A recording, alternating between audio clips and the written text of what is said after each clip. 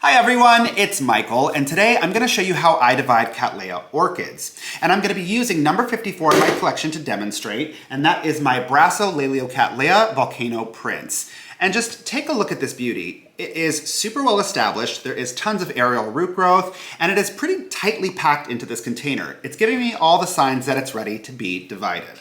Now that of course begs the question, why do we divide our plants? Now there's any number of reasons that you might want to, but specific to number 4, there are two real compelling reasons. The first is that the older, smaller growths are beginning to die off because as this plant matures and gets super well established in the container, it's kind of strangling out the older, less vigorous growths. And those could potentially thrive on in a less tightly bound environment. So what I'm trying to do here is really create more space, liberate these plants, and allow them to have more breathing room to expand and succeed. Now the second most compelling reason to do this for me is the algae growth. Now this comes up a lot in conversation in regard to semi-hydroponics. People will say, well, isn't the algae a huge problem? Aren't you worried about it competing for nutrients? And the answer is no, not really, because the algae will only grow where there is the combination of light and nutrients. And that's really just at the outside edge. The algae isn't, really expansive within the center of the container. It's really just around the perimeter. So I don't think it's that big of a problem. But the challenge it does pose is visibility. When I want to check on the water reservoir, I can't see what's going on anymore. It has just become so obscured that I can't really monitor the water levels of this plant correctly. So that's a compelling reason for me to repot. But beyond the reason specific to number 54, you might want to do it because the root system is having a hard time metabolizing water, so you really want to make those aerial roots make contact with the potting medium. Or even if you just want to gift a division to your friends, sell a division, there's any number of reasons you might want to divide your plant. Now, a couple other best practices when it comes to dividing your plants is to ensure that you are leaving divisions of 3 bulbs or more. This just ensures that the plant has enough energy to sustain vigorous growth. It might really slow down if you do less than 3 bulbs, and sometimes they'll just die off because they just don't have the energy to keep pushing forward. So try to ensure that there are 3 bulbs per division. And the other is to ensure that you're always working in a clean space with clean tools. So for example, everything has been wiped down and sterilized. I'm gonna take this rubbing alcohol on my clipping tools, and I'm just gonna give it a quick little sanitization. And that's really just a fantastic preventative measure to ensure that you're not spreading bacteria or creating infection for the plant. Now, having said all of that, let's get into the process. I'm gonna grab my bucket here. This is just old, dirty potting medium, and I'm going to just pull this plant out of the container. So let's see how this goes, shall we? Now, one other thing I do want to highlight is I did start this process by wetting the plant. It's always best practice to wet the root system just because it makes the roots a little more flexible and you'll experience less breakage, more flexibility. So I do think that that's noteworthy. So what I'm just going to do is just kind of go around and wiggle this plant and it should come out, yep, just like that. I don't know what's so satisfying about that. It's like a little cake, but just look at it.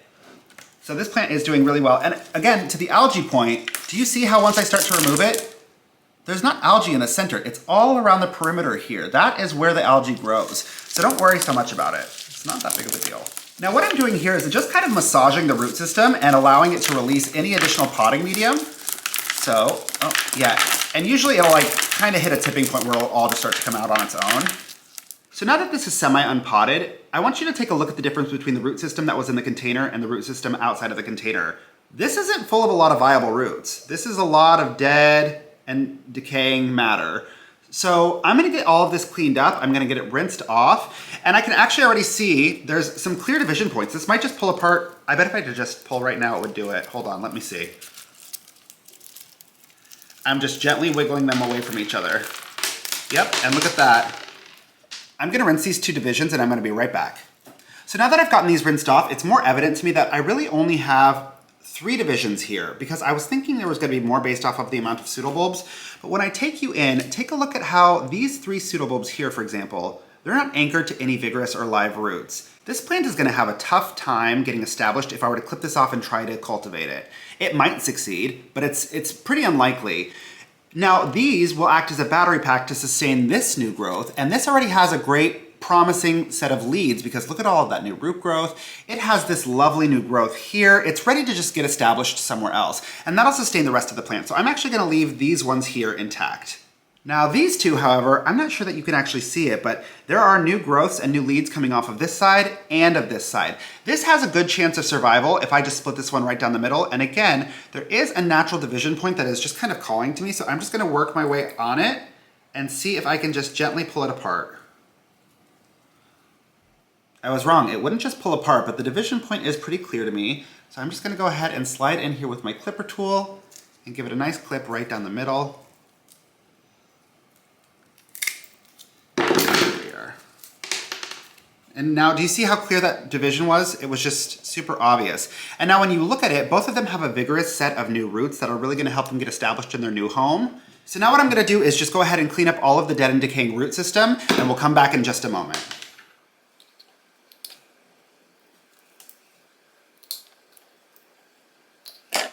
All right, friends. Now, having done all that, I have 3 beautiful divisions. I'm gonna get them rinsed, I'm gonna get them cleaned up and clean up my workspace, and then we'll come back and talk about them.